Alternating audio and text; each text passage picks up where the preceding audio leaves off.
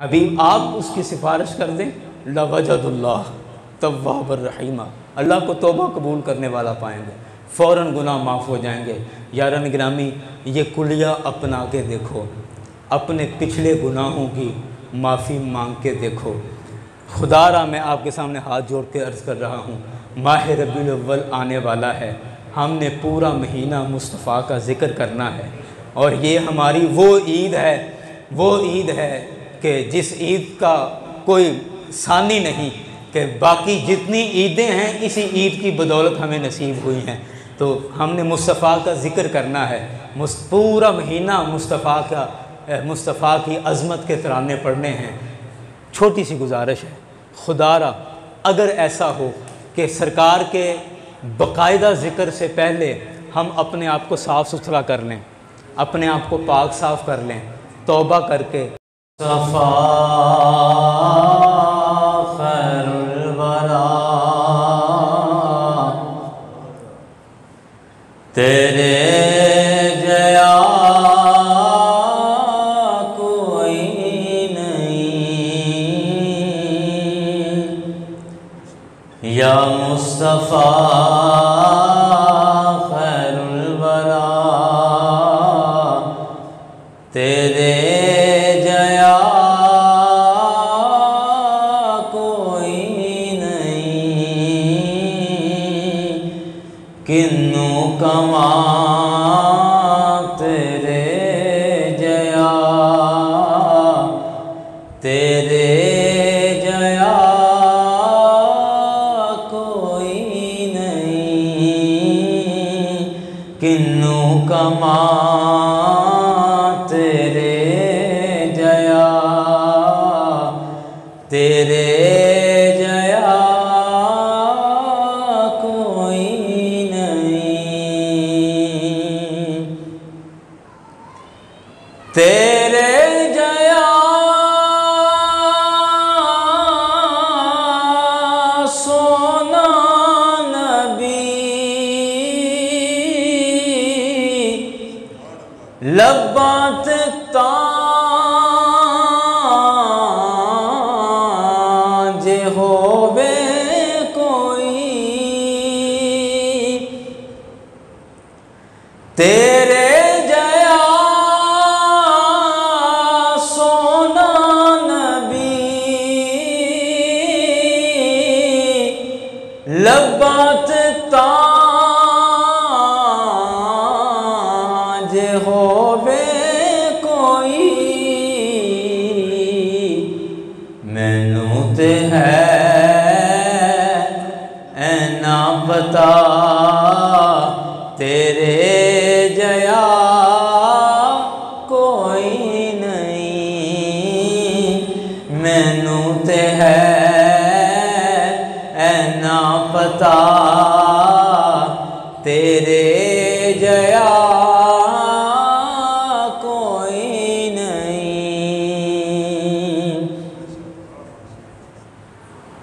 और अक़सा दे विच आका मेरे पढ़ के नमाज पीछे तेरे, अक़सा दे विच आका मेरे पढ़ के नमाज पीछे तेरे, नबियां नू भी कहना पया, तेरे जया कोई नहीं, नबियां नू भी कहना पया, तेरे जया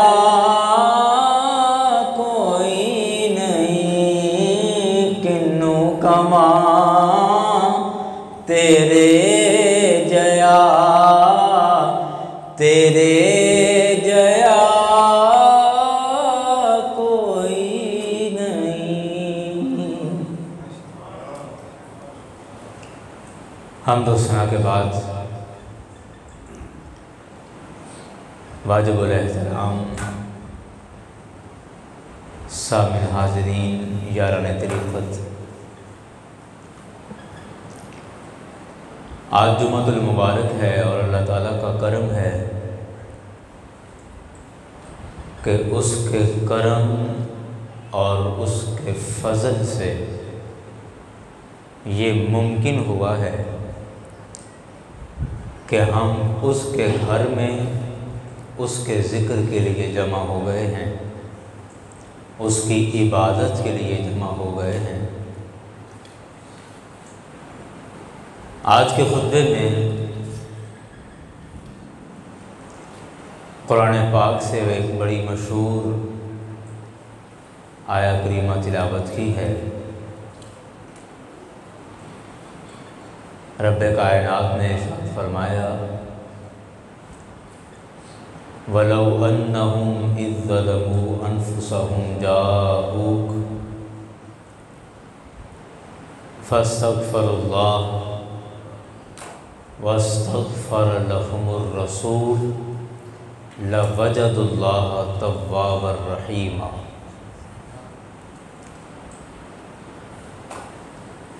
फरमाया कि ए हबीब सल्लल्लाहु अलैहि वसल्लम, अपने ग़ुलामों से ये बात कह दो कि वलौ अन्नहुम इज़ ज़लमू अनफुसहुम,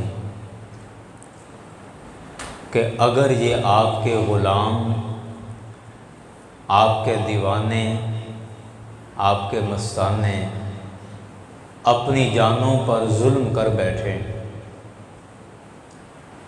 अपनी जानों पर जुल्म कर बैठें। अब अपनी जान पर जुल्म क्या है? अल्लाह की नाफरमानी करना, अल्लाह के रसूल की नाफरमानी करना, ये अपनी ही जान पर जुल्म करना है। गुनाह करना, ये अपनी जान पर जुल्म करना है। रब्बे कायनात ने फरमाया कि हबीब, अगर ये आपके ग़ुलाम हैं तो आपसे मोहब्बत करने वाले हैं, तो आपसे प्यार करने वाले हैं, तो आपकी मोहब्बत में मर मिटने वाले, लेकिन फिर भी इंसान हैं। अगर ये ख़ता कर बैठें, कोई गुनाह हो जाए, कोई नाफरमानी हो जाए, नाफरमानी गुनाह ख़ता के ज़रिए अपनी जानों पर ये जुल्म कर बैठें, तो क्या करें? फरमाया जाऊका, ए हबीब ये आपकी बारगाह में आ जाएं। ए हबीब ये आपकी बारगाह में आ जाएं, आपके पास आ जाएं और आपकी बारगाह में आकर क्या करें? फस्तग़फ़िरुल्लाह, आपकी बारगाह में आकर फस्तग़फ़िरुल्लाह, ये अल्लाह से तौबा करें। आयत का तर्जमा, आयत के लफ्ज़ इस मोहब्बत का इजहार कर रहे हैं कि हबीब आपके पास आएँ, आपके पास आकर अल्लाह से तौबा करें, आपके पास आकर अल्लाह से तौबा करें और फिर वस्तग़फ़र लहुमुर रसूल, ए हबीब आप रसूल हैं, आप भी इनके लिए सिफारिश करें, आप भी इनके लिए अल्लाह की बारगाह से इस्तिग़फ़ार करें। तो फिर क्या होगा? नतीजा रब्बे कायनात ने बयान फरमाया, लवजदुल्लाह तव्वाबर रहीमा। तो नतीजा ये निकलेगा कि जब ये काम कर चुकें, गुनाह करने के बाद आपकी बारगाह में आकर अल्लाह से माफ़ी मांग लें और आप भी इनकी सिफारिश कर दें, लवजदुल्लाह तव्वाबर रहीमा, अल्लाह को फ़ौरन तौबा कबूल करने वाला और रहम करने वाला पाएंगे। लवजदुल्लाह, ज़रूर और ये लाम जो लवजदुल्लाह पर जो लाम है, अरबी ग्रामर में ये तर्जमा बता रहा है कि इसका मतलब ये बनता है कि लवजदुल्लाह तौबा लवजदुल्लाह तव्वाब रहीमा, कि ये ज़रूर अल्लाह को तव्वाब तौबा कबूल करने वाला और रहम करने वाला पाएंगे, कि जब ये आपकी बारगाह में आकर अल्लाह से माफ़ी तलब करें और आप इनकी सिफारिश कर दें तो ए हबीब अब इनकी तौबा कबूल होने में देर नहीं लगेगी। लवजदुल्लाह तव्वाब रहीमा, अल्लाह इनकी तौबा को फ़ौरन कबूल फरमा लेगा। यारान ग्रामी, दो चार बातें हैं। सबसे पहली बात, कुरान पाक की इस आयत से ये पता चली कि अल्लाह की बारगाह में अल्लाह के नेक और पाक लोगों का वास्ता पेश करें तो अल्लाह जल्द तौबा कबूल फरमा लेता है। ये कुरान का मतलब है, कुरान ये बता रहा है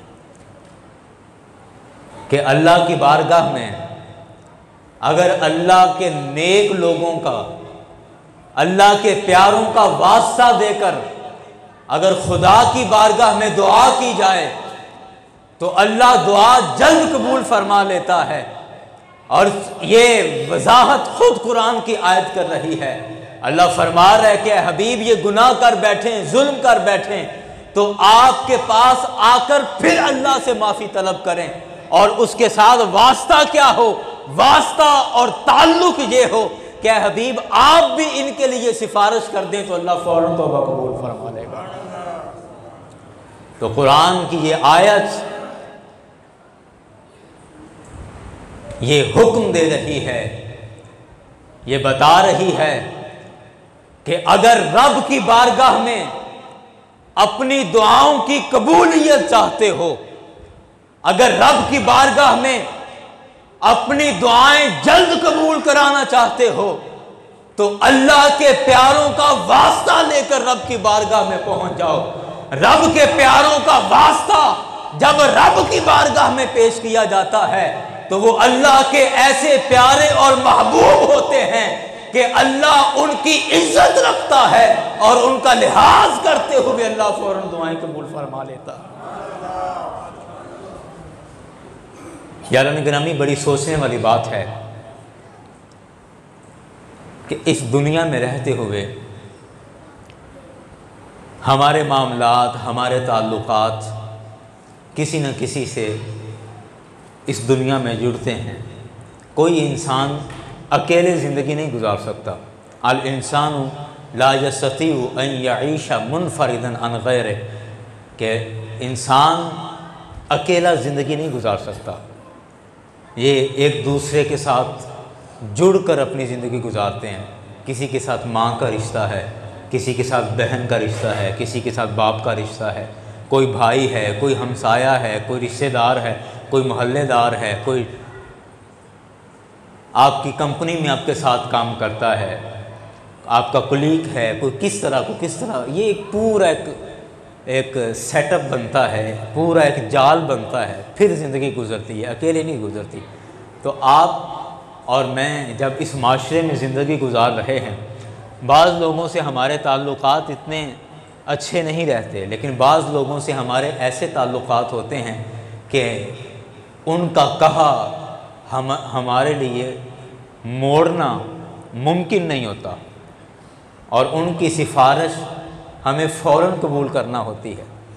अब ताल्लुक़ हो गहरा, बातें हों मोहब्बत की, बातें हों उल्फत और प्यार की, और पिछली ज़िंदगी के 30-40 साल इकट्ठे गुजारे हों, भाइयों की तरह ज़िंदगी गुजारी हो, और फिर कोई वो भाई दूसरे से कहे कि मेरा ये काम है फ़लाँ महकमे में, आप मिसाल के तौर पे आप वापडा में हैं, मेरा ये काम करवा दें, और वो काम ना करवाए तो क्या कहा जाएगा कि ये इंसान कोई गैरतमंद नहीं है, कोई गैरत वाला नहीं है। मेरा इससे 40 साल का ताल्लुक़ था और ये छोटा सा काम नहीं करवा सका, मेरा इतना भी लिहाज नहीं किया, मेरा इतना भी लिहाज नहीं किया कि ये एक छोटा सा काम था, ये भी नहीं करवा सका।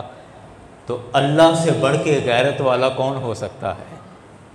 अल्लाह से बढ़ के गैरत वाला कौन हो सकता है यारान गिरामी, जब हम अपने 20-25 साल के ताल्लुक पर अपने काम करवा लेते हैं, एक दूसरे को जवाब नहीं दे सकते, एक दूसरे का लिहाज लाजमी हो जाता है। अगर लिहाज ना करें तो हमारी गैरत पर हर्फ आता है। तो मुझे बताओ कि हम इंसान होकर जब एक दूसरे का इतना लिहाज करते हैं कि बात नहीं टाल सकते, तो वो रब जो सबसे ज्यादा गैरत वाला है, जो सबसे ज्यादा अपने ताल्लुक वालों से प्यार करने वाला है, जो आम आदमी से 70 माओं से ज्यादा मोहब्बत करता है, तो अपने इबादत गुजार बंदों से कितनी मोहब्बत करता होगा, जो उसकी याद में सारी सारी रात गुजार दें, जो पिछली रात उठकर उसकी बारगाह में सरबसुजूद हों। ऐसा बंदा जब उसकी बारगाह में हाथ उठा के कह दे कि मौला ये आदमी आया है और तेरी बारगाह के अंदर ये इल्तिजा लेकर आया है, ये सवाल लेकर आया है, मौला ये बख्शिश की दुआ चाहता है, ये तौबा करना चाहता है, तो मुझे बताओ वो गैरत वाला रब उस अपने प्यारे का लिहाज करेगा कि नहीं करेगा? आए हाय हाय, जब हम इंसान होकर हमें ताल्लुक मार जाते हैं, हमें लिहाज मार जाते हैं, लिहाज करना पड़ता है, पास रखना पड़ता है, तो वो गैरत वाला रब वो अपने प्यारों की कैसे मोड़ सकता है? अल्लाह अकबर। और ये सिर्फ कोई बातें नहीं हैं, मेरे मुस्तफ़ा अलैहिस्सलाम की हदीस सुने। मेरे करीम आका ने फरमाया, अल्लाह अकबर, मेरे मुस्तफ़ा ने फरमाया, हज़रत अनस रज़ी अल्लाह अन्हु की रिवायत है, मिशकात शरीफ के अंदर हदीस मौजूद है। मेरे मुस्तफ़ा ने फरमाया कि अल्लाह के बाज़ ऐसे लाडले बंदे होते हैं, ऐसे उनका ताल्लुक़ अपने रब के साथ ऐसा लाडला ताल्लुक़ होता है, ऐसा लाडला ताल्लुक़ होता है। मुस्तफ़ा ने फरमाया, लौ अक़समा अलल्लाहि ला अबर्रअहु। मेरे मुस्तफ़ा ने फरमाया कि अल्लाह के बाद नेक बंदों का अपने रब से ऐसा मजबूत ताल्लुक़ होता है और वो रब के ऐसे लाडले होते हैं कि अगर किसी बात पर वो मचल जाएं और मचल कर रब की बारगाह में किसी बात पर कसम खा लें कि या अल्लाह मैं कसम खाता हूं कि ये काम ऐसे होगा, मुस्तफ़ा फरमाते हैं ला अबर्रअहु, मेरा अल्लाह उनकी कसमों को पूरा फरमा देता है। ये हदीस है, मेरे मुस्तफ़ा का फरमान है कि मेरा रब लौ अक़सम अलल्लाहि, अगर वो अल्लाह पर कसम खा लें, ला अबर्रअहु, तो वो रब उन कसमों को पूरा कर देता है। तो मैं बात कर रहा था कि अल्लाह ने फरमाया कि अगर तुम अपनी जान पर जुल्म कर बैठो तो मुस्तफ़ा की बारगाह में आकर मुझसे तौबा करो और फिर मुस्तफ़ा भी तुम्हारी सिफारिश कर दें। अल्लाह अकबर, अल्लाह अकबर। यारान गिरामी, यहाँ अजीब बेतुकी बातें सुनने को मिलती हैं। कहा जाता है जी लो असी अल्लाह के बंदे नहीं, रब साड़ा कुछ नहीं लगता, असी आप क्यों नहीं रब को मंगते, सारा डायरैक्ट क्यों नहीं रब नाल ताल्लुक, उन्हें सानू पैदा किया है। मैं हाथ बांध कर बड़े अदब से इल्तिमास करूँगा, ज़रा सोचो, छोड़ दो सारे मसले मसाइल, सारे फ़िरके फुरके एक साइड पर रखो, सिर्फ मसला समझने के लिए आप थोड़ी सी देर के लिए तवज्जो करें। ये मैं आपसे पूछ रहा हूँ, आप मुझे अपनी पूरी ज़िंदगी में, भाई साहब बैठे हैं 80 साल उम्र हो गई है, इधर को 70 साल उम्र हो गई है, 50 60 70 साल तक के यहाँ लोग मौजूद हैं, आप मुझे बताएं आपको आपकी इस 70 साला ज़िंदगी में कोई एक चीज़ ऐसी बता दें जो अल्लाह ने बग़ैर वास्ते के डायरेक्ट आपको दी हो। कोई एक चीज़ सोचें, कोई एक शय ऐसी हो जो अल्लाह ने बग़ैर किसी वास्ते के, बग़ैर किसी ताल्लुक़ के डायरेक्ट आपको भेजी हो, डायरेक्ट आपको दी हो। कोई एक चीज़ है, कुछ ऐसा? कभी ऐसा हुआ? बोल दें, सोच में पड़ गए। कभी ऐसा हुआ? नहीं। जब मेरा रब सब कुछ अता करने वाली ज़ात अल्लाह की है, हर शय का मालिक रब है, हर चीज का मुख्तार रब है, तमाम इख्तियारात का असल मालिक रब है। जब वो रब खुद डायरेक्ट किसी को कुछ नहीं देता, हर चीज में वो रब खुद वास्ता तलाश करता है और हर शय वास्ते के जरिए हम तक पहुंचाता है, तो अगर वही वास्ता हम बंदे तक इख्तियार करें, वही वास्ता हम मखलूक तलाश करें, हम बंदे वो वास्ता इख्तियार करें, तो फिर हम पर एतराज क्यों किया जाता है? आप फिर ये एतराज अल्लाह पर करें, माज़अल्लाह खुदा पर एतराज करें कि वो डायरेक्ट हमें क्यों नहीं देता। उसने हमें हिदायत भी दी है तो मुस्तफ़ा के सदके दी है।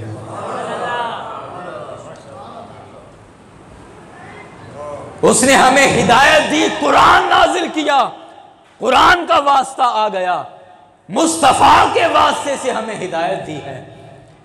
अगर वो रिस्क देता है तो वो भी वास्ते से देता है, हालांकि राज़िक तो अल्लाह की ज़ात है, अल्लाह के सिवा कोई रिस्क नहीं देने वाला, राज़िक अल्लाह की ज़ात है। लेकिन उसके बावजूद वो मालिक होकर जब बगैर वास्ते के हमें कुछ नहीं देता, तो हम मखलूक होकर बगैर वास्ते के उससे क्यों कुछ मांगें? और फिर अगर हम डायरेक्ट भी उससे मांगें तो मुझे बताओ किस मुंह से मांगें? आय हाय, किस मुंह से मांगें?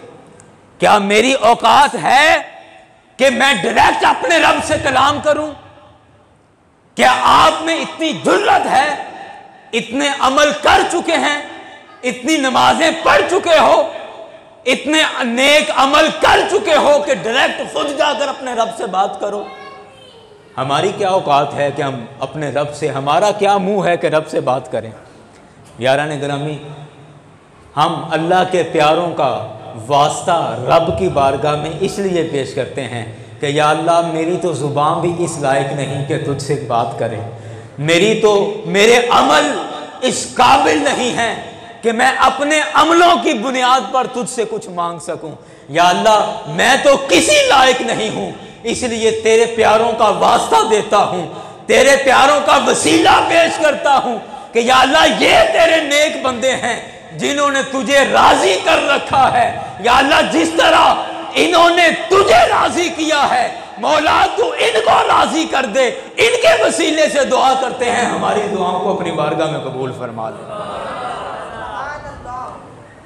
तो अल्लाह के प्यारों का वास्ता और अल्लाह के प्यारों का वसीला देकर रब की बारगाह में दुआ करना ना कुरान के ख़िलाफ़ है, ना हदीस के ख़िलाफ़ है, ना अक़ल के ख़िलाफ़ है। कुरान भी इसकी तस्दीक कर रहा है, हदीस इसको सच कह रही है और अक़ल भी इसको तस्लीम कर रही है कि वाक़ियतन ये दुरुस्त है। अल्लाह अकबर। यारान गिरामी, बात निकलती जा रही है, मैं कुरान पाक की आयत पर वापस आता हूँ। अल्लाह ने फरमाया, वलौ अन्नहुम इज़ ज़लमू अनफुसहुम जाऊक, ऐ लोगो, अगर तुम अपनी जानों पर जुल्म कर लो तो क्या करो? मेरे मुस्तफ़ा की बारगाह में आ जाओ। क्या करो? मुस्तफ़ा की बारगाह में। यार बोलोगे तो फिर मैं भी कुछ बोलूँगा। मुस्तफ़ा की बारगाह में मेरी दुआ है कि जो बोले अल्लाह ताला उसको मुस्तफ़ा की बारगाह की हाज़िरी नसीब फरमाए। अल्लाह ने क्या फरमाया? जानों पर जुल्म कर बैठो तो मेरे मुस्तफ़ा की बारगाह में आ जाओ। पिछले 2 जुमे मैं बीमार था और मेरे ख्याल में उसके साथ आप भी सुस्त हो गए, लेकिन खैर अब मैं ठीक हूँ तो आप भी इंशाल्लाह रूहानी तौर पर, मैं डॉक्टर नहीं हूँ, रूहानी डॉक्टर हूँ, रूहानी तौर पर इंशाल्लाह मैं आपको आज सेहतमंद करके भेजूँगा इंशाल्लाह। अल्लाह ने फरमाया कि कि तुम अगर गुनाह कर बैठो, जानों पर जुल्म कर बैठो तो मुस्तफ़ा की बारगाह में आ जाओ। अब ये हमें कह दिया, ये हमें कहा कि मसला हो जाए, जुल्म कर बैठो तो मुस्तफ़ा की बारगाह में चले जाना, ये हमें कहा। और उधर मुस्तफ़ा से क्या कहा? मुस्तफ़ा से, अल्लाह तो फिर हमारा भी रब है और मुस्तफ़ा का भी रब है, हमें भी हुक्म फरमा सकता है, मुस्तफ़ा को भी हुक्म फरमा सकता है। हमें कहा जुल्म कर बैठो तो देखना भटकना ना, इधर उधर भटक ना जाना, गुमराह ना हो जाना। बहुत से लोग तुम्हें बहकाएंगे, गुमराह करने की कोशिश करेंगे, लेकिन तुमने बस एक रास्ता अपनाना है और वो मुस्तफ़ा के दर का रास्ता है। कोई भी मसला हो, कोई भी परेशानी हो, भटकने की जरूरत नहीं। दरे मुस्तफ़ा तुम्हारे लिए खुला है, जब दिल करे मुस्तफ़ा के दर पे पहुंच जाओ और अपना मसला मुस्तफ़ा को जाकर बयान कर दो। अच्छा, वहां जाके क्या बयान कर दो, चले जाना जी। अच्छा, उधर मुस्तफ़ा अलैहिस्सलाम से क्या फरमाया? अल्लाह ने फरमाया वअम्मस्साइला फला तनहर। ए हबीब, ए मेरे मुस्तफ़ा, आपकी शान और अजमत ये है, आपका मकाम ये है, वअम्मस्साइला फला तनहर। अगर कोई सवाली आपके दर पर आ जाए, अगर कोई साइल आपके दर पर आ जाए, फला तनहर, आपने उसको झिड़कना भी नहीं है। आय हाय हाय, आपने उसको, शादियों में जाए ना तो मांगने वाले आ जाते हैं, कोई ढोलकी लेके, कोई चमोटा लेके, कोई किस तरह को किस तरह। अब वो यहाँ से घूम के आया जी खैर हो गए, 10 रुपये दे दिए। वहाँ से फिर घूम के आया जी खैर हो गए, फिर 10 रुपये दे दिए। 2 दफ़ा 3 दफ़ा, तो फिर आखिर गुस्सा आ जाता है, कहता तू मेरे पेश पे दफ़ा हो जाए तो उधर भी पर ले जा, मगरों मेरे को मंगी जा रहे हैं। झिड़क देते हैं ना, गुस्सा कर लेते हैं, झिड़क देते हैं।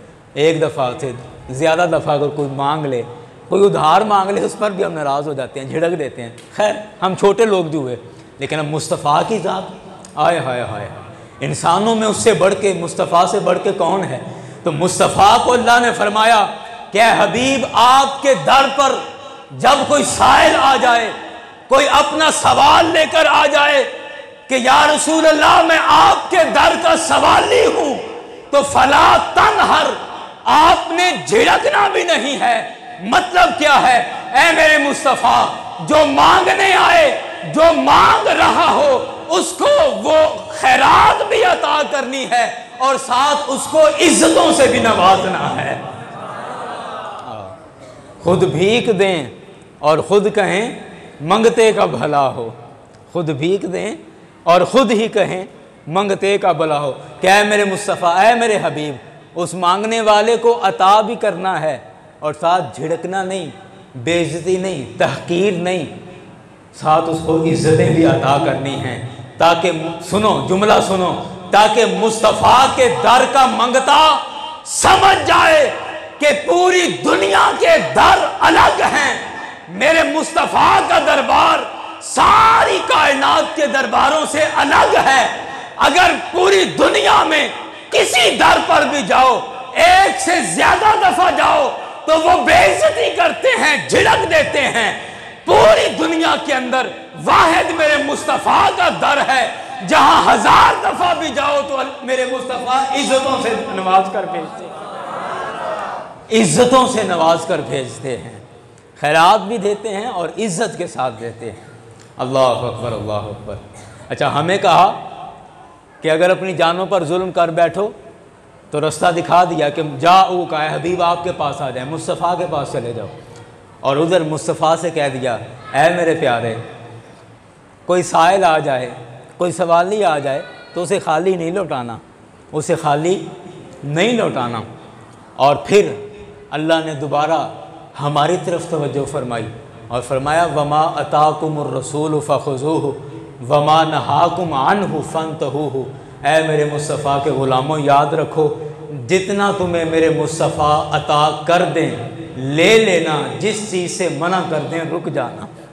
हमें अदब भी सिखा दिया कि मुस्तफ़ा के दर का अदब ये है कि तुम्हें मैं भेज तो रहा हूँ कि चले जाओ वहाँ पर, और उधर भी कह दिया है कि आएँ तो खाली ना लौटाना, लेकिन फिर वापस हमें कह दिया वमा अताकुमुर रसूल, कुरान की आयत है, वमा अताकुमुर रसूल फ़ख़ुज़ूहु वमा नहाकुम अन्हु फ़न्तहू, कि जो तुम्हें मेरा मुस्तफ़ा अता कर दे वो ले लेना, और जिस चीज़ से मुस्तफ़ा मना कर दे रुक जाना। अच्छा, मुस्तफ़ा क्या अता करते हैं? फरमाया ना, जो अता कर दें वो ले लेना। तो क्या अता करते हैं? मेरे मुस्तफ़ा की अता कहाँ तक है? मेरे मुस्तफ़ा की अता की मिसाल क्या है? यारान ग्रामी, अल्लाह अकबर, अल्लाह अकबर। कुछ बातें रह रह के याद आ रही हैं और दिल चाह रहा है कि अब ये मोहब्बत का माहौल है तो मैं आपको सुनाऊं। जब हातिम ताई की बेटी को और इनके साथ कबीले के दूसरे भी लोग थे कैद कर लिया गया, सरकार की बारगाह में पेश किया गया, और ये बड़ा मशहूर वाक़या मौलाना रूम रहमतुल्लाह अलैह ने जिक्र किया डॉक्टर इकबाल ने भी अपने शेरों के अंदर इसको जिक्र किया, और वैसे हदीस की किताबों में भी ये वाक़या मौजूद है। हातिम ताई की बेटी थी, उसके साथ कुछ और लोग भी थे, कैदी होके आ गए और आकर उनके लोगों ने कहा कि आप चूँकि बादशाह की बेटी हैं, और खैर मुहावरा भी है कि कलामुल मुलूक मुलूकुल कलाम, के बादशाह की बातों की भी बादशाह होती है। तो कहा कि आप मुसलमानों के नबी से बात करें, और आप बादशाह की बेटी हैं, आपको हमसे ज़्यादा बात करना आती है, तो बात करें, कोई डील तय हो, कोई मतलब भी अब क्या करना है, कोई पैसे लेकर छोड़ दें या क्या हमारा करना है, तो कोई बातचीत करें। उसने कहा ठीक है। हातिम ताई की बेटी सरकार की बारगाह में आई और आके अर्ज़ करती है कि आप मुसलमानों के नबी हैं। ये मैं मफ़हूम अर्ज़ कर रहा हूँ हदीस का। आप मुसलमानों के नबी हैं, मैंने सुना है आप बड़े सखी हैं। यारान ग्रामी, बात करना आती हो तो बंदा बड़ी बड़ी बातें मनवा लेता है और रब से भी बड़ा कुछ मनवा लेता है। बात करना आती हो तो रब से भी बड़ा कुछ बंदा मनवा लेता है। कहने लगी कि आप मुसलमानों के नबी हैं और मैंने सुना है कि आप बड़े सखी हैं। खैर मेरा बाप भी बड़ा सखी था, मेरा बाप भी बड़ा सखी था। अच्छा, अब सरकार के सामने कह रही है कि आप भी ठीक है सखी हैं, लेकिन मेरा बाप बड़ा सखी था। अच्छा जी, कैसे? कहने लगी कि मेरे बाप ने अपने महल के सहन में एक बारादरी बनवाई थी, और उस बारादरी के हर दरवाज़े पर मेरे बाप के नौकर मुलाजिम जो थे वो अनाज, गल्ला, रुपया, पैसा जो भी उस दौर में था वो लेकर बैठते थे, और बारादरी के 12 दरवाज़े मांगने वालों की लाइनें लगी रहती थीं। और मेरा बाप इतना सखी था, इतना सखी था कि अगर एक बंदा एक दरवाज़े से आके खैरात ले लेता और फिर घूम के आके दूसरे दरवाज़े पर आकर ले लेता तो उसको खाली नहीं लौटाया जाता था, और उसको दूसरे दरवाज़े से भी खैरात मेरा बाप देता था। वो अगर तीसरे दरवाज़े पर आ जाता तो मेरा बाप फिर भी उसको अता कर देता, चौथे दरवाज़े पर आता तो मेरा बाप फिर भी देता। अगर एक मंगता 12 दरी के 12 दरवाज़ों पर भी आकर सदा करता तो मेरा बाप इतना सखी था कि 12 के 12 दरवाज़ों से उस मंगते को खैरात दिया करता था। अच्छा, मेरा बाप बड़ा सखी था। अल्लाह अकबर। जब उसने ये बात कही ना तो हज़रत सिद्दीक़ अकबर, आए हाय, आशिकों के इमाम, आशिकों के इमाम, फनाफ रसूल अव्वल, मुजाहिद ख़त्म नबूवत अव्वल, ख़त्म नबूवत के सबसे पहले मुजाहिद, सरकार की ज़ात में फना होने वाली सबसे पहली हस्ती हज़रत सिद्दीक़ अकबर पास खड़े थे। आप आशिकों के इमाम हैं। रहा ना गया, कहा कि क्या कहती है कि तेरा बाप बड़ा सखी था कि एक मंगते को अगर 12 दरवाज़ों से भी एक मंगता 12 दरवाज़ों से भी मांगता तो तेरा बाप खाली नहीं लौटाता था। हज़रत सिद्दीक़ अकबर ने कहा कि ये कौन सी सखावत है, ये कौन सी सखावत है कि एक मंगते को बार बार मांगना पड़ रहा है। ऐसे नहीं, ये कौन सी सखावत है कि मंगते को बार बार मांगना पड़ता है, कि एक मंगता 12 दरवाजों पर आकर मांगता है और तुम मुस्तफ़ा के सामने अपने बाप की सखावत बयान कर रही है। मेरे करीम आका की सखावत का सुनना है, सुन। अल्लाह ने मेरे मुस्तफ़ा को ऐसा सखी बनाया है कि जिस मंगते ने जिंदगी में एक दफा मुस्तफ़ा के दर से मांग लिया है, सारी जिंदगी किसी के दर पे कभी हाथ फैलाने की जरूरत ही पेश नहीं आई।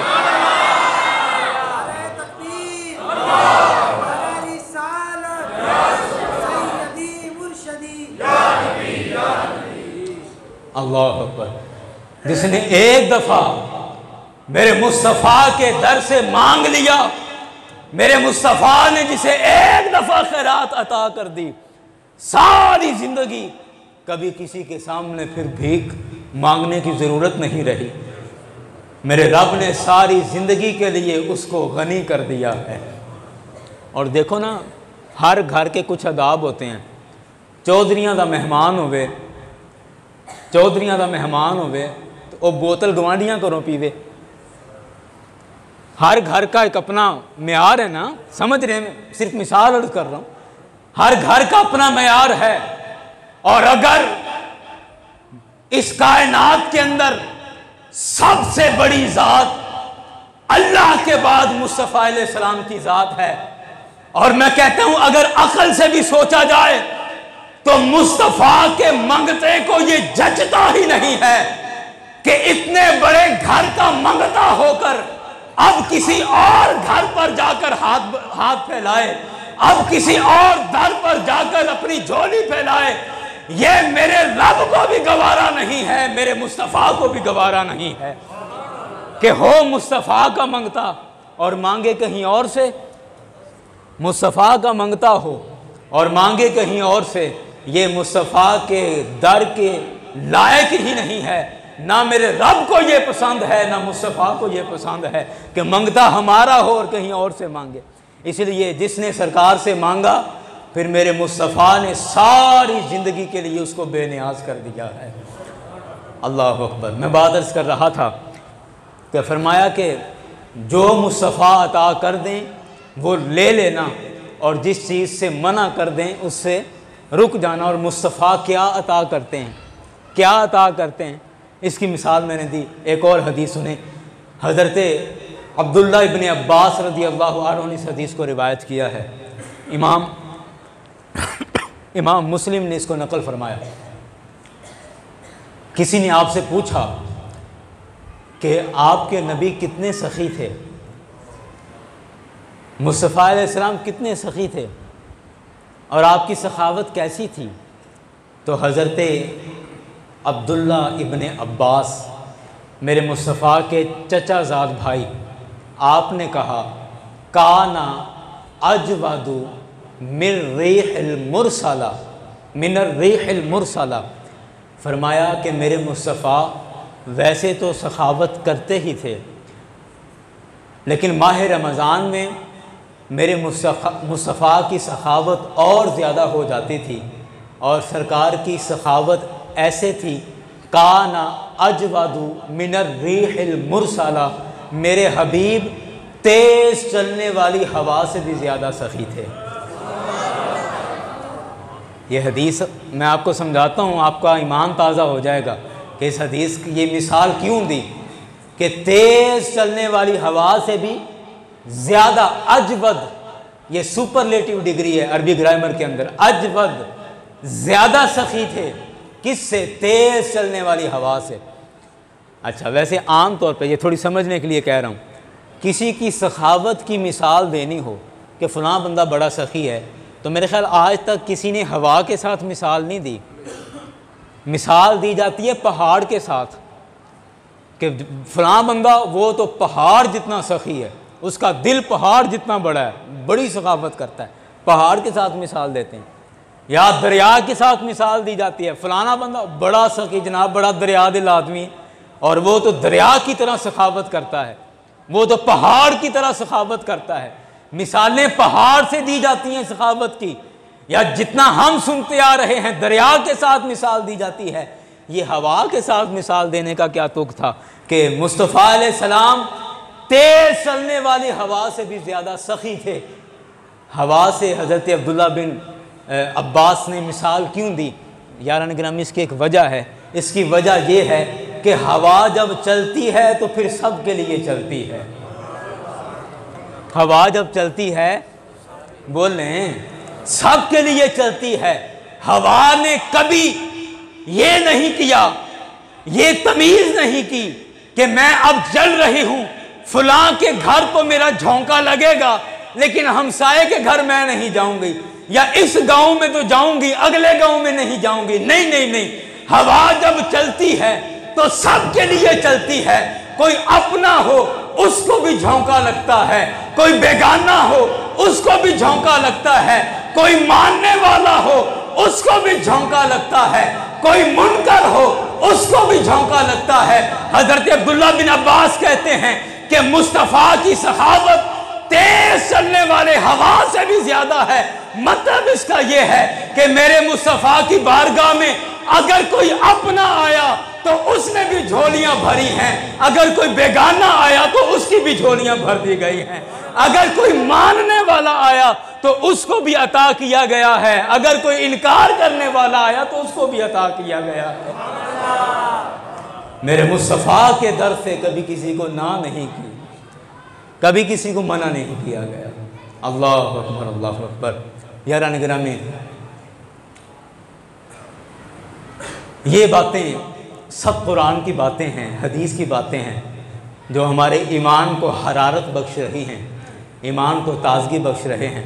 मैं फिर अपनी आयत पर वापस आता हूँ और फिर मज़मून को मैं इख्तिताम की तरफ लेकर जा रहा हूँ। अल्लाह ने फरमाया, ए हबीब, अगर ये अपनी जानों पर जुल्म कर बैठें तो आपकी बारगाह में आ जाएं, आपकी बारगाह में आकर अल्लाह से माफ़ी मांगें और आप भी इनकी सिफारिश कर दें तो लवजदुल्लाह तव्वाबर रहीमा, अल्लाह को ये तौबा कबूल करने वाला बड़ा मेहरबान पाएंगे।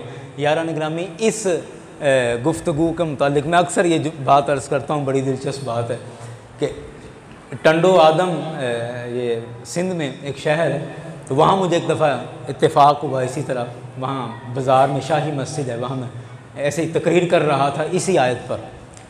तो मजमे में से एक बंदा खड़ा हुआ और सिंधी था वो, और वो उसने एक सवाल कर दिया, और सवाल बड़ा हैरत वाला था और बड़ा लाडला सा उसने सवाल किया। कहने लगा, जी आप कह रहे हैं, खैर आप आयत का ही तर्जुमा कर रहे हैं, लेकिन आप कह रहे हैं कि अल्लाह ने फरमाया कि अगर अपनी जानों पर जुल्म कर बैठो तो मुस्तफ़ा की बारगाह में चले जाओ, जाऊ का आपके पास आ जाएं। तर्जुमा ये है। तो कहने लगा, जी इसका मतलब ये है कि अमीरों की तौबा कबूल हो जाएगी, गरीबों की तौबा कबूल नहीं होनी।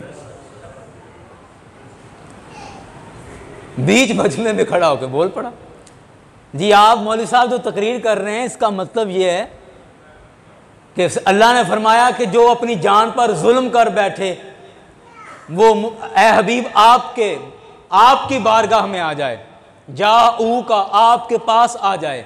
तो इसका मतलब ये हुआ कि अमीर तो जाके तौबा कबूल करवा लेंगे, अमीरों की तौबा कबूल हो जाएगी और गरीबों की तौबा कबूल नहीं होनी। ये इतनी बात करके वो बैठ गया। अब सारा मजमा सुन चुप, ये इसने क्या बात कर दी। ये मिंबर है ना, ये खुदा की कसम ये बड़ी बाबरकत शय है, बड़ी बाबरकत शय है, और इस पर बैठकर जो अल्लाह का फजल और रहमत नाजिल होती है ना, मैं आपको बयान नहीं कर सकता। अल्लाह ने ये बात दिल में उतारी और मैंने फौरन उससे कहा, मैंने कहा कि आपने जिस मोहब्बत से सवाल किया है मैं सलाम पेश करता हूं आपके सवाल को, लेकिन मेरी बात सुनो। अल्लाह ने फरमाया, ए हबीब जो अपनी जान पर जुल्म कर ले, जाऊ का वो आपकी बारगाह में आ जाए। आपकी बारगाह में मुस्तफ़ा के पास जाने का कहा है, मदीने जाने का तो नहीं कहा। आयत पर ही गौर कर लें। आयत ये बता रही है कि कहा कि जाऊ का, ए हबीब आपके पास आ जाए, आपके पास आ जाए। यहां सरकार के शहर का तो जिक्र ही नहीं है, मदीना तो रसूल का जिक्र ही नहीं है कि वो मदीना जाए। और अमीर और गरीब का फर्क तो तब हो कि हुक्म हो मदीने जाओ, टिकट करवाओ, इतना सफर करो, नहीं ये तो हुक्म ही नहीं। कहा आपके पास आ जाएं। और मुस्तफ़ा के पास जाने के कई तरीके हैं, कई तरीके हैं कि तुम अपने घर में बैठकर, अपने घर में एक कोने में बैठकर मुस्तफ़ा को याद करके सरकार पे दुरूद सलाम पढ़ते चले जाओ। मुस्तफ़ा की जात पर आंखें बंद करके दुरूद सलाम पढ़ते जाओ, पढ़ते जाओ, पढ़ते जाओ। एक वक्त आएगा कि तुम्हें महसूस होगा कि मैं मुस्तफ़ा की बारगाह में पहुंच चुका हूं, मुस्तफ़ा ने मुझे अपने पास बुला लिया है। जब ये महसूस होने लग जाए तो जो दिल में आता है मुस्तफ़ा से कहते चले जाओ, अल्लाह कबूल फरमाता चला जाएगा। लेकिन कोई करे तो सही, कोई करके तो देखे। अपने घर में बैठ जा, अपने मस्जिद में बैठ जा, जहाँ तू पुरसुकून हो वहाँ बैठ जा, बैठ के कोने में मुस्तफ़ा को याद कर, आंखें बंद कर, सरकार पे दुरूद सलाम पढ़ता जा, पढ़ता जा, पढ़ता जा, पढ़ता जा, और अपना तसव्वुर मुस्तफ़ा की ज़ात पर रख कर सरकार पे दुरूद सलाम पढ़। और फिर देख एक वक्त आएगा कि तुझे महसूस होगा कि मुझे सरकार ने बुला लिया है। जब आंख से आंसू बह निकले तो समझ लेना कि या मुस्तफ़ा तशरीफ ला चुके हैं या मुझे अपने घर पे बुला लिया है।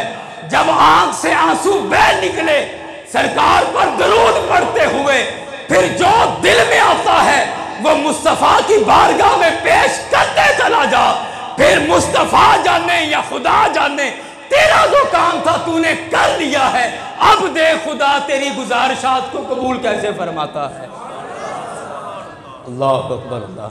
इसलिए फरमाया कि इसमें अमीर गरीब की कोई तखसीस नहीं है, कोई स्पेशलिटी नहीं है कि अमीर आ सकता है और गरीब नहीं आ सकता। फरमाया जाऊगा हबीब, आपकी बारगाह में पहुँचे, आपकी बारगाह में पहुँचे जैसे भी पहुँचे, और फिर अपने गुनाहों की, आपके बारगाह में पहुंचकर अपने गुनाहों की माफ़ी रब से मांगे।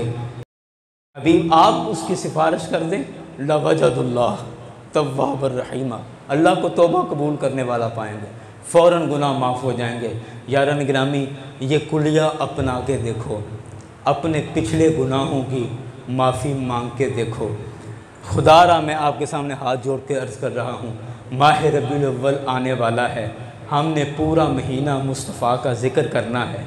और ये हमारी वो ईद है कि जिस ईद का कोई सानी नहीं, कि बाकी जितनी ईदें हैं इसी ईद की बदौलत हमें नसीब हुई हैं। तो हमने मुस्तफ़ा का ज़िक्र करना है, पूरा महीना मुस्तफ़ा की अज़मत के तराने पढ़ने हैं। छोटी सी गुजारिश है, खुदारा अगर ऐसा हो कि सरकार के बाकायदा ज़िक्र से पहले हम अपने आप को साफ़ सुथरा कर लें, अपने आप को पाक साफ़ कर लें, तौबा करके गुनाहों से माफ़ी मांग के सरकार के हुजूर अपने आप को पेश करके अपने गुनाहों की माफ़ी, तौबा, इस्तिग़फ़ार से ख़ुद को साफ़ सुथरा कर लें, पाक साफ़ कर लें, और उसके बाद फिर अब सरकार के ज़िक्र की महाफ़िल का आगाज़ हो। अब फिर उस कैफियत में सरकार के ज़िक्र की महाफ़िल शुरू करें, तो क्या ख्याल है रबीउल अव्वल का इससे अच्छा इस्तिक़बाल हो सकता है? बोल रहे हैं। ऐसी बातों पर हमें बोलना मुश्किल हो जाता है। यारान गिरामी, मैं अक्सर ये बात अर्ज़ करता हूँ, ये सुन लेना मेरी बातें, मैं अक्सर ये बात अर्ज़ करता हूँ कि इस मिंबर के हम पर कुछ हक़ हैं, हम पर कुछ हक़ हैं। कल क़यामत के दिन रब की बारगाह में हमने कुछ जवाब देना है, हमने कुछ, वहाँ हमसे भी कुछ पूछा जाएगा कि तुमने इस मिंबर पर बैठकर क्या किया। हमने इस मिंबर के साथ गद्दारी नहीं करनी, जो इसका हक़ है। अब ये बात निकली है तो एक बात सुन लें। आजकल हम लोगों ने इस मुक़द्दस मिंबर पर ऐसे ऐसे मदारियों को बिठा दिया है कि जो सिवाय करतब करने के और कुछ नहीं करते, और एक बड़ा मजमा उन मदारियों का तमाशा देखने आता है, बड़ा बड़ा मजमा। और हम सिर्फ मजमा इकट्ठा करने के लिए ऐसे मदारियों को बुलाते हैं कि जो आकर इस मुक़द्दस मिंबर की तौहीन करते हैं, इस मुक़द्दस मिंबर को पामाल करते हैं, इस मिंबर पर बैठकर लतीफ़े सुनाते हैं, इस मिंबर पर उछल उछल कर वो तमाशे लगाते हैं कि मस्जिदों के अंदर हंस हंस कर, कह कहे लगा लगा कर अवाम का बुरा हाल हो जाता है। ना कुरान की आयतें दुरुस्त पढ़नी आती हैं, ना हदीस की इबारतें दुरुस्त पढ़ना आती हैं, महज तमाशा करना आता है। और हम ऐसे मदारियों को अपने सर पर बिठा लेते हैं और फिर पूरे महीने इनके तमाशे चलते हैं। यारान गिरामी, मेरे मुस्तफ़ा ने फरमाया ये हदीस सुने और इस हदीस से इबरत हासिल करें। मेरे मुस्तफ़ा ने फरमाया कि क़यामत के नज़दीक एक ऐसा ज़माना आने वाला है कि मेरे मिंबरों पर बंदर नाचेंगे। ये मुस्तफ़ा की हदीस का मफ़हूम है कि मेरे मिंबरों पर बंदर नाचेंगे। मेरे मुस्तफ़ा ने फरमाया क़यामत के करीब एक ऐसा ज़माना आएगा, और मैं देख रहा हूँ कि आज वो ज़माना शायद आ चुका है या आहिस्ता आहिस्ता आता जा रहा है कि अभी पिछले दिनों मैं एक वीडियो देख रहा था और मुझे अभी डॉक्टर साहब ने भेजी, दिखाया कि एक आदमी नासिर मदनी नाम का कुरान की आयतें मुसलसल गलत पढ़ता जा रहा है, पढ़ता जा रहा है, पढ़ता जा रहा है और कह रहा है कि आज बस मैंने कुरान ही पढ़ना है, कुरान ही पढ़ना है, और हर आयत गलत पढ़ता जा रहा है। और वो हम उसके नीचे व्यूवर्स देखें, कितने लोगों ने देखा जनाब, 10-10 लाख लोग उसकी वीडियोस देख रहे हैं, उसकी तकरीरें सुन रहे हैं। और हमारे कई दोस्तों के मोबाइलों में ऐसे जाहिलों की वीडियोस मौजूद होंगी और हम बड़े शौक से इनको देखते हैं। और एक और मैं उसकी वीडियो देख रहा था और वो कह रहा है कि हमें कादियानियों का जो पेशवा है गुलाम कादियानी, हमें उसको बुरा भला कहने की ज़रूरत नहीं है। अगर हम उसको बुरा भला कहेंगे तो ये अच्छा नहीं लगेगा, उनकी दिल आज़ारी होगी। मैं कहता हूँ लानत है ऐसे बंदे की शक्ल पर, लानत है उसके किरदार पर, नजरिए पर लानत है जो मुस्तफ़ा की खत्मे नबूवत का सगा नहीं है। वो मुसलमानों का कुछ नहीं लगता, मुसलमानों का उससे कोई ताल्लुक नहीं है। ऐसे आदमी को सजा देनी चाहिए कि जो सरकार की खत्मे नबूवत का गद्दार है, जो कादियानियों के बारे में नरम गोशा रखता है। एक मुसलमान की गैरत कभी उसको माफ नहीं करेगी। और मैं आप सबसे ये कहता हूं कि उसकी वीडियो आइंदा के लिए तौबा करो, जितनी उसकी वीडियोस आपके मोबाइलों में हैं उनको डिलीट करो और आइंदा के बाद तौबा करो कि कभी उस मदारी का तमाशा नहीं देखोगे। ऐसे लोग पैसों की खातिर कहीं भी बिक जाते हैं और कुछ भी बोल देते हैं। ऐसे लोग, मैंने ये अहले हदीस मसलक का ये मौलवी है और मैंने खुद इसके मुंह से पीर वारिस शाह के शेर पढ़ते हुए इसको सुना। वजह क्या थी कि जिन लोगों ने बुलाया वो अहले सुन्नत वाले हैं और 40-50 हज़ार रुपया दिया हुआ है, मियाँ मोहम्मद बख्श के शेर पढ़ रहा है। और यारान गिरामी, हमें ऐसे लोगों से बचना है और पहचान करनी है कि इस मिंबर से हमें हक की तरफ कौन बुला रहा है। जहाँ से हक की आवाज़ आएगी वहाँ हमने लब्बैक कहना है, जहाँ बातिल की आवाज़ आए वहाँ हमने कान नहीं धरना। हक की आवाज़ पर लब्बैक कहते जाओ और इंशाअल्लाह दुनिया और आखिरत में कामयाबी मिलती चली जाएगी। अल्लाह ताला हम सबको अमल की तौफीक अता फरमाए।